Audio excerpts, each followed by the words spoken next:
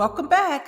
Boy, we're up to day 23 of 5 minutes with Gigi as I come off the top of my head around things that I stay up late at night thinking about. And this is one that comes up too often for me.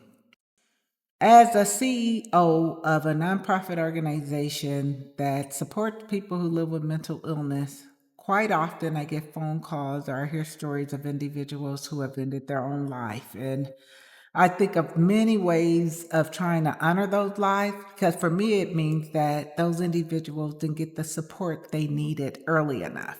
And so they felt like they were at the end of their rope. And so they took a path that they can't come back for.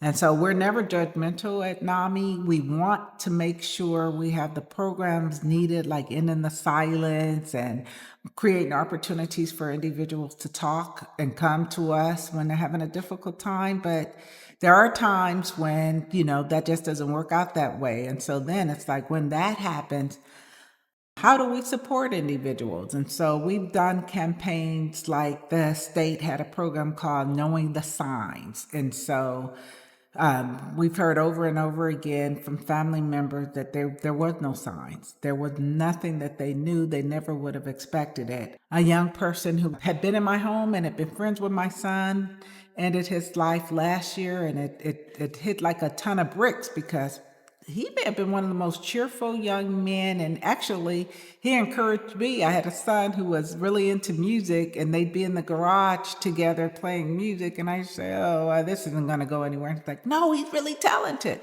And I was hoping he was because I spent some of his college tuition was on a music degree. But when I got the news that this young man had ended his life, I just was heartbroken, as you would be with anyone. I had a neighbor who wound up being my personal fitness trainer, and he lost two individuals who had been in the military with him. One went over to support the other one, and then somehow in that conversation, they both decided that they would say goodbye to this world. And so that's been very difficult. One of the things we do at NAMI is we have in the month of September for Suicide Prevention Month, we share resources. We give individuals an opportunity to speak from their lived experience. And I got to know an individual who breeds doves. And so we always get him to come out and we do our dove release, and individuals get an opportunity to pray, live for positive messages, but they get an opportunity through work we do with Mr. Oliver Henderson to take a dove in their hand and to, on the count of three, release the dove and say the name of the person who is no longer here with us, who died, who and mental illness had impacted their lives. So not everyone have ended their life, but too many have. So it's really kind of difficult when we see all those doves going up in the air, because usually these are younger people. These are not people who died because of old age. And so I'm just hoping that we'll get to a space where when I say, "Hey, anybody lost someone," there will be more doves left that don't get to go in the air. That requires teamwork. That requires all of us recognizing the signs, and when we can, supporting individuals. And sometimes it's just making yourself available to individuals to know that you're a compassionate ear and you're willing to listen. We don't have all the answers, right?